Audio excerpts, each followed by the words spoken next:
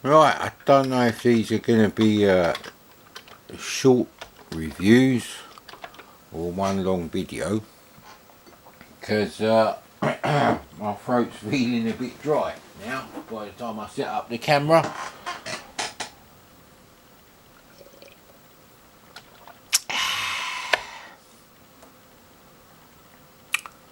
So I've been feeding my C64 a bit more, and that's really what you have to do actually. Oh, god damn it. I'll put there we go, here we go.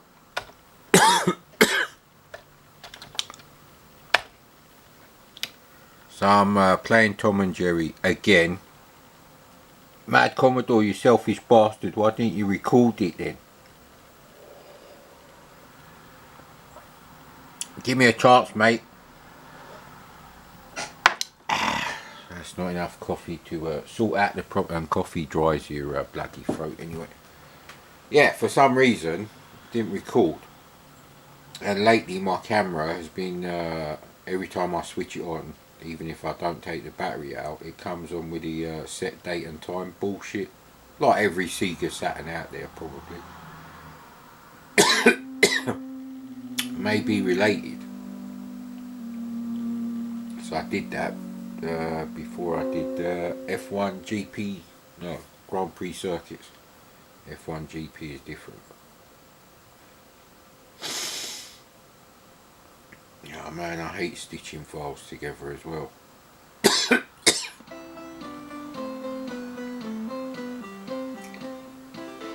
So these graphics are quite nice. Doesn't sound like Tom and Jerry music to me as such.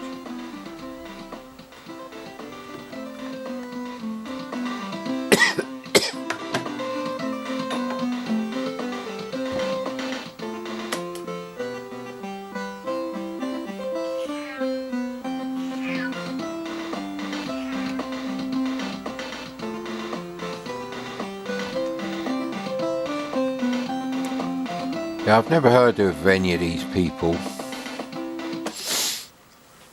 Magic Bytes is not really a company I think. Oh yeah, they did this brilliant game or that. I can't really think of any C64 game that they've done. Not saying that there is none. I'm just saying there's not like one single game that I remember being good and being Magic Bytes. Maybe I just haven't played them.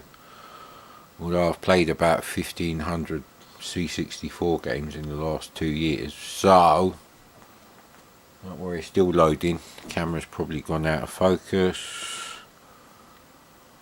Maybe you can push that closer to the TV, because I lined it up when the focus was a bit blurry.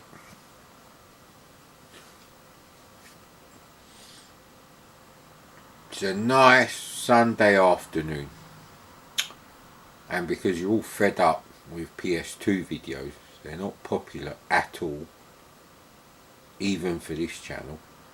I guess that means we're playing the C64. Although, the next 3 systems to feature on this channel regularly, when more of the house is finished and they can be set up permanently, is the Atari 800 XL and the Amstrad CPC 464. And the VIC-20, which I've done already. Stop time out. Yes. Yeah. This is what I've done last time. It's basically a platform game where you've got to collect like bits of cheese the size of Jerry the Mouse. Are you under here, buddy? What's going on there? Yeah, what's the matter? I offered if he wanted to go out, and he wasn't interested at all, so maybe he's just bored. You bored? Me too, buddy. Mum, I'm bored. I used to say that a lot, actually. So I haven't got my CRT glasses. Please excuse. Oh, actually, I could quickly rush down and get some Coke Zero. 4 zeros.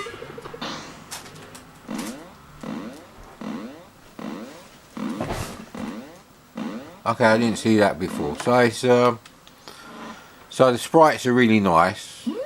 Background graphics are okay. I'm not a fan of this business with the carpet here.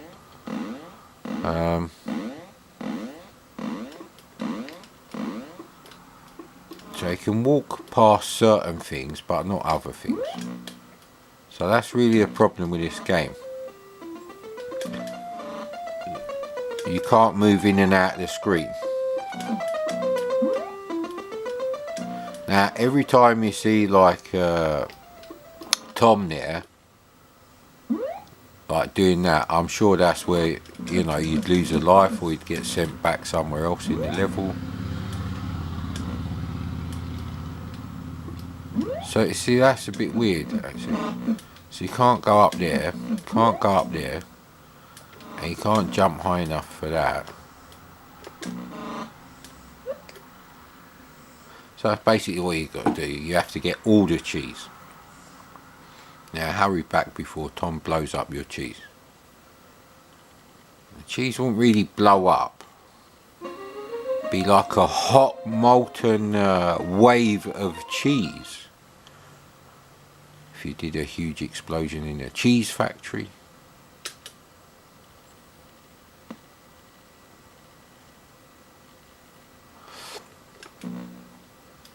So yeah, the graphics are really confusing. See, I can walk up that bit but not the other bit, but there's no doorway indicated. See, I can go on top of that, but I can't go past the chair. So you can go past that but not that. So that's really stupid. So it really ruins the game. There's no chance of this game. And obviously because of that mistake, they've put this invisibility business going on here, which works the same way as invisibility on Gauntlet. Is it Gauntlet 2?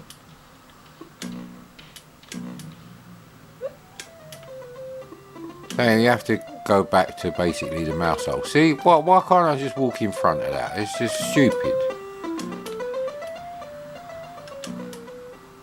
So Jerry lives in a two-dimensional world and he thinks two-dimensionally. Just like Khan in Wrath of Khan.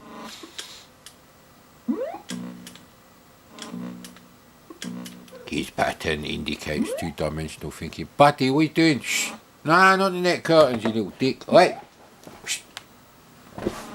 Net curtains are not a toy. They're very difficult to find. Alright, so you can go under some, but not others. It makes no sense. And if you're being chased, see, now I'm in here, and now what do I do? Because I can't walk in there.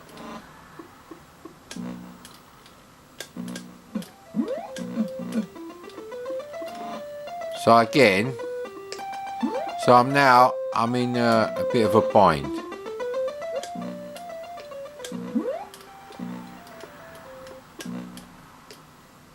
Oh no, I need to get up there.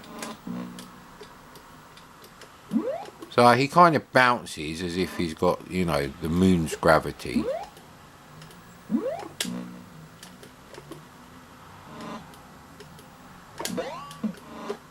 Oh no! So they've kind of ruined the game. This is not how it should have been. It needs the graphics completely overhauling, so it's obvious what you can and can't walk past. It makes no sense. So anyway, we're over that bit. We've got more cheese. Oh yeah, you have to. I think you have to go all the way here and in here, and there you go. And that's how you do a level. So it's a very frustrating game. It's a complete waste of talent. All I did was pick up some cheese. So again, the graphics are fine. Time's up. I don't know why it does that. There's no level skip, I don't think. So all these kind of graphics and everything. So it's like a modern C64 game. The presentation is right up there. You know, 9.5 out of 10. There's nothing wrong with the presentation and everything and all the extras. But the main game is very simple, and it's been done better in the past. Now at this point, I went on to load Tom and Jerry 2, which I believe is called Hunting High and Low, and then I started talking about how you know, they obviously had to wait for a-ha to be an established pop group before they could you know, license their second album. I think it's their second. Yeah, anyway, you get the idea.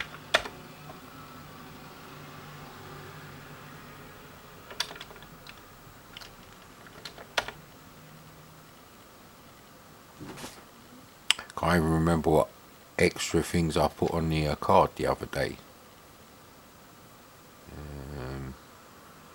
I think I stuck them in D81, and there's some new ones in vertical scrollers. Yeah, we now have more of those to go through, and still have License to Kill to go through. Hang on a minute, are we in the right one? Make sure we're in the second one. Yeah.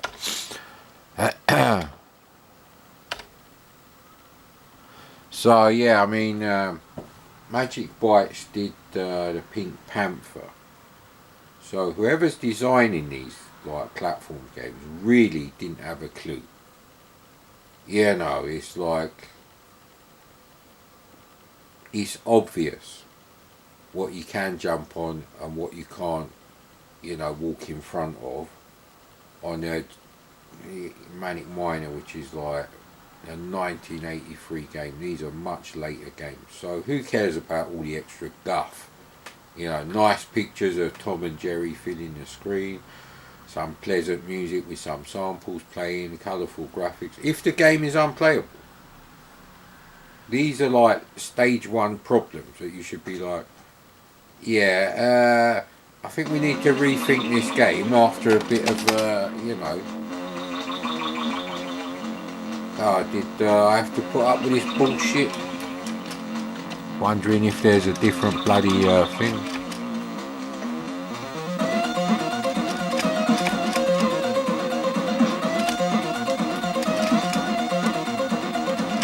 So you have to read this cocksucker's message. And fuck off, mate. You want respect from me? Go and fucking do a kick-ass outrun engine for the C64. Otherwise, go and suck your own cock and break your back trying to do it, you losers. Press that, it's a terrible crack. This music is really nice.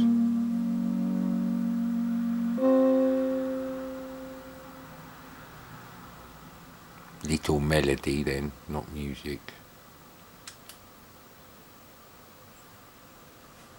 I have no idea what's going on now.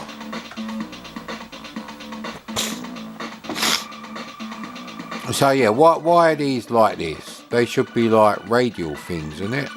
Like loads of, you know, bicycle inner tubes in garish colours.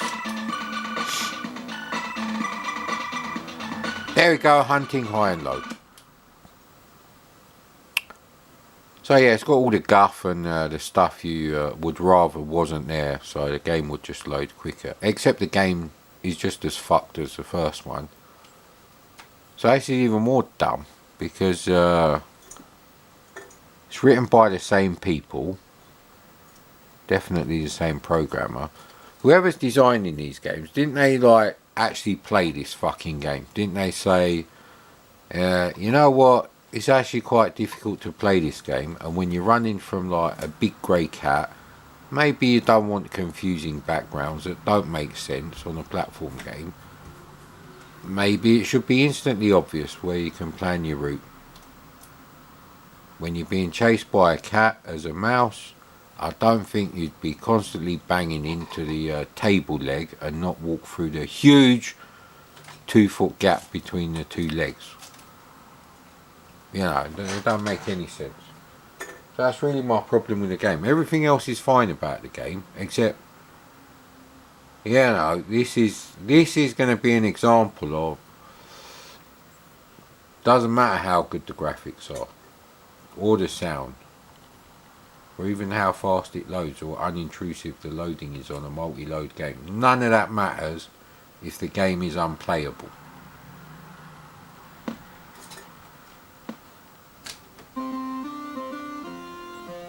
Maybe that's a bit Tom and Jerry, I don't know. So you got more of the same. Later levels you do have a kind of wallpaper pattern here, so they improve. The graphics are pretty much the same. So the scores for the graphics don't really change.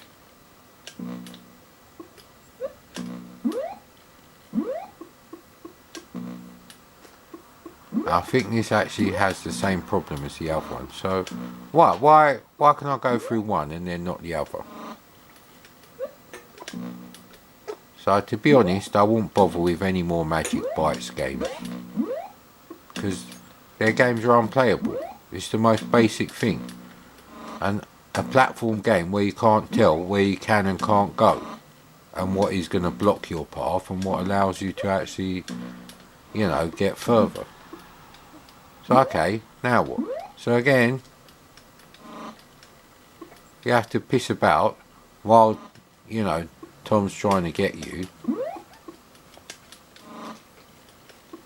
So there's more scenery there, but I can't get there. Hey, what are you doing, buddy?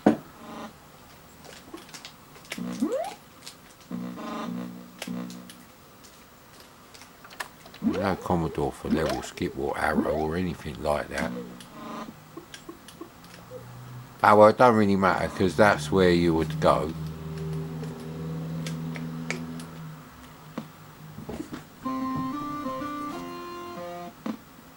And it is exactly the same game. And basically it shouldn't have been a sequel anyway, it should have been like an expansion pack for £5. If you're not going to fix the problems with a game engine, which makes it fucking unplayable pretty much.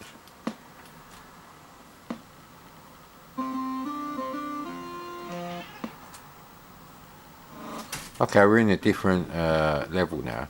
So basically they're like exit holes on, Pac-Man. You go out one thing and come out somewhere else in the house. Why can he not go under the car? It's not like the wheels are a solid fucking cylinder like a steamroller. It makes no sense at all. It's like, you haven't thought this through.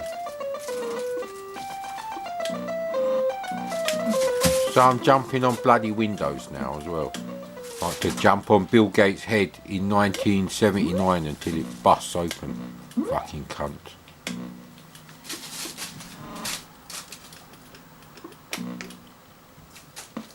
It's a bit like Nebulous when you go through and come out the other side. But you get this bit here. I think you would lose time for crashing into stuff. You get more time if you pick up the cheese, apparently. So the original one is a bit bugged. You'd have to find another copy of the game, if you could be bothered. I don't know why you'd be bothered. It's a shame, really. It could have been quite a nice game for the C64.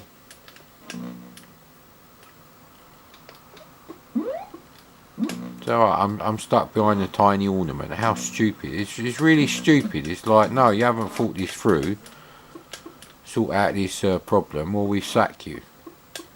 So you can get trapped. See, I'm trapped here. Why would I be trapped in the real world under a table with a stool? I'm a mouse. I'm not a fucking elephant. It might be on the C64, but I'm controlling a mouse, mate, not an elephant. Famously because of the elephantile 64K memory, which is the same amount of memory the first IBM PC came out. DOS PC, piece of shit. So you just get stuck.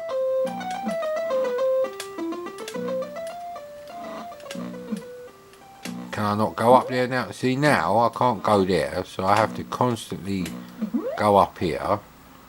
I don't know if I can actually make that jump now, and that doesn't help. So all these times that Jerry's been going over me, it's like, imagine if, you know, the Roadrunner game was like this. You know what? That's end of Tom and Jerry. I need a fucking Coca-Cola or something.